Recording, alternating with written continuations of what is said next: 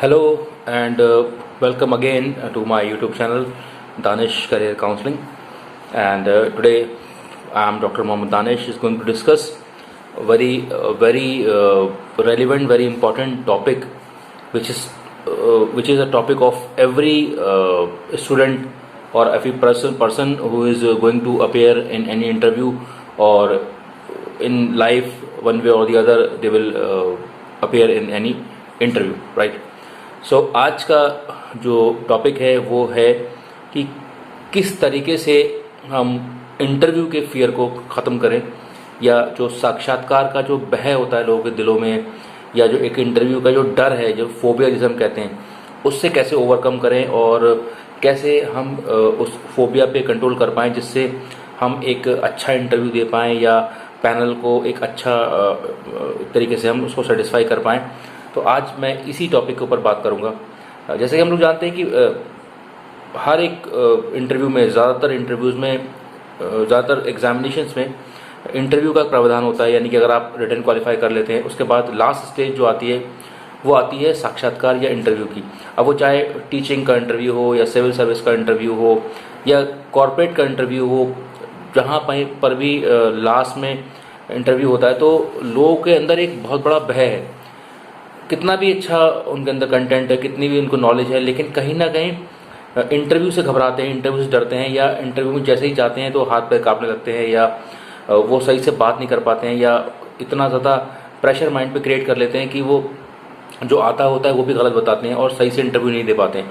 और वही चीज़ जब वो बाहर निकल के आते हैं तो उन्हें उसका जवाब पता होता है और वो अफसोस करते हैं कि हमें क्या हो जाता है इंटरव्यू में जाके और हम बोल नहीं पाते हैं वगैरह वगैरह।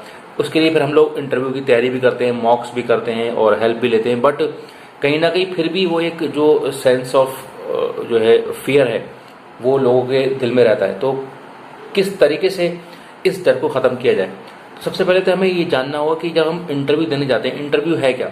What is an interview? Interview is just to exchange the views between the interviewer and interviewee. Interviewer कहते हैं जो इंटरव्यू लेता है, इंटरव्यूई जो इंटरव्यू देता है, ठीक है। सबसे बड़ी बात, अगर हम किसी टीचिंग का अगर इंटरव्यू देने जा रहे हैं, जैसे कि कोई असिस्टेंट प्रोफेसर के लिए सेलेक्ट हो गया है, या कोई कमीशन का किसी ने एग्ज़ाम निकाल लिया है, या उसके अलावा भी अगर हम किसी सेंट्रल यूनिवर्सिटी या स्टेट यूनिवर्सिटी या इवन किसी भी प्राइवेट यूनिवर्सिटी में भी अगर जा रहे हैं इंटरव्यू देने के लिए, तो किस तरीके से उस डर को ख़त्म किया जाए? तो पहली चीज़ तो एक बात ध्यान रखिएगा कि इंटरव्यू जब आप देने जा रहे हैं तो इंटरव्यूअर सबसे पहले क्या एक्सपेक्ट करता है आपसे? सबसे पहले आपसे एक्सपेक्ट किया जाता है कि आप कम से कम कॉन्फिडेंट हो, आपका कॉन्फिडेंस वहाँ दिखे, आपके अंदर कितनी नॉलेज है, आप कितना भी ज्ञान है आपके अंदर। ज्ञान ठीक है मैटर करता है, लेकिन 10 मिनट के इंटरव्यू में या 15 मिनट के इंटरव्यू में या आधे घंटे के इंटरव्यू में आप पूरी तरीके से किसी के ज्ञान को खंगाल नहीं सकते।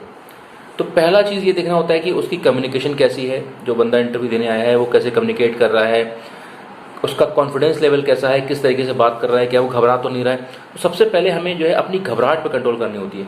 तो हमें ये डर निकाल देना होता है कि देखिए, ज़्यादा से ज़्यादा क्या होगा, सिलेक्शन नहीं होगा, आप इंटरव्यू देंगे और वो आपके हाथ में नहीं है। कि हो सकता है कि वो जो सवाल पूछे उसका जवाब आपको नहीं आता हो, और हर सवाल का जवाब तो आपको ऐसा होगा नहीं कि आपको पता है।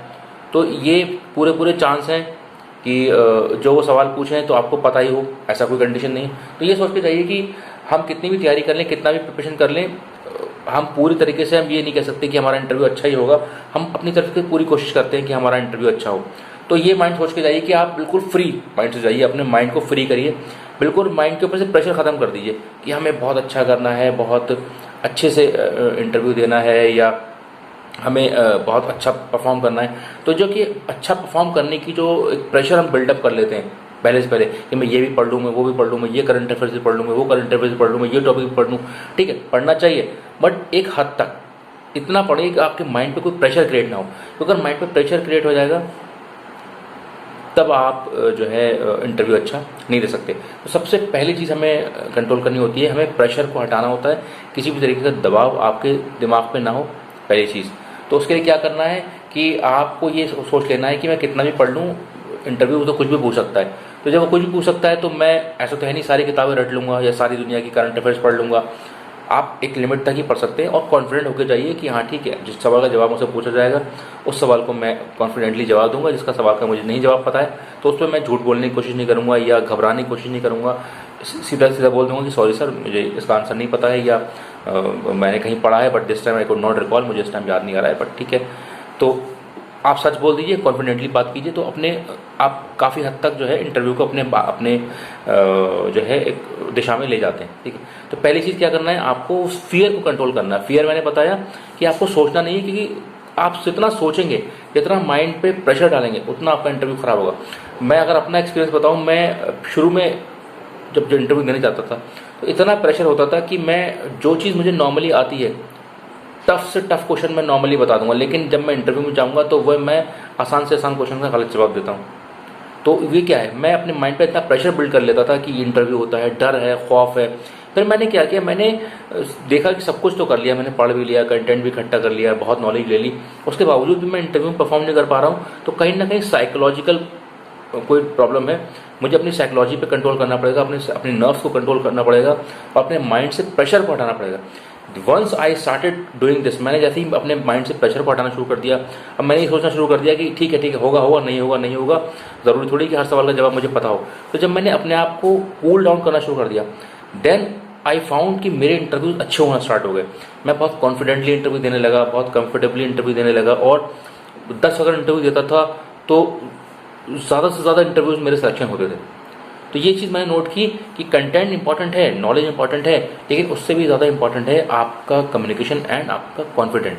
आप नर्वस अगर हो गए तो सामने वाला सोचता है कि आप नर्वस हो गए तो आप फिर कैसे करोगे, अपनी नर्व पे कंट्रोल नहीं है, अपनी सेंसेस पे कंट्रोल नहीं है।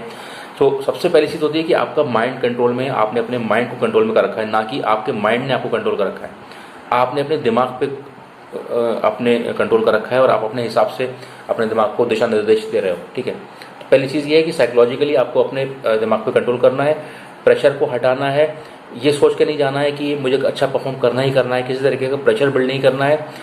पढ़ना है, तैयारी करनी है, लेकिन इतना भी नहीं पढ़ना है कि वो आपके माइंड पे एक तनाव क्रिएट कर दे। तो तनाव की स्थिति को हटाना है पहली चीज़।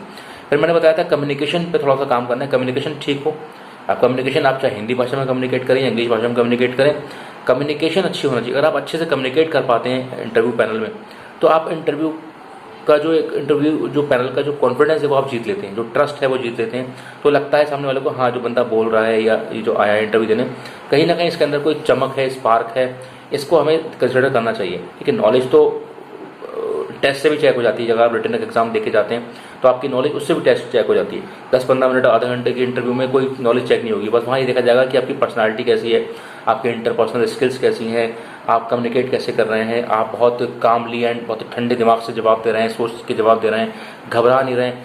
कई बार बच्चों का सिलेक्शन हो जाता है अच्छे एग्जाम में और वो इंटरव्यू में जाके बेहोश हो जाते हैं। कई बार ऐसा होता है कि कई बार केस देखा गया कि फेंट हो गए, पर इंटरव्यू पैनल में ही उनको फिर वो अंडा खिलाया जा रहा है, कभी कॉफ़ी पी जा रही है कि वो खड़े हो पाएँ। तो जो आदमी अपनी बॉडी को नहीं समझ सकता, अपने आप को नहीं समझ सकता, तो वो कल को बच्चों को पढ़ाना होगा या जॉब करनी होगी या सिविल सर्विसेज का भी अगर इंटरव्यू है तो वहाँ तो और बहुत बड़ी जिम्मेदारी होती है। तो पहले चीज़ है अपने आप को संभालना। जब आप अपने आप को संभाल लेंगे तभी तो आप दूसरों को संभाल सकते हैं। अगर आप अपने आप को ही नहीं संभाल सकते तो आप दूसरों को क्या संभालेंगे।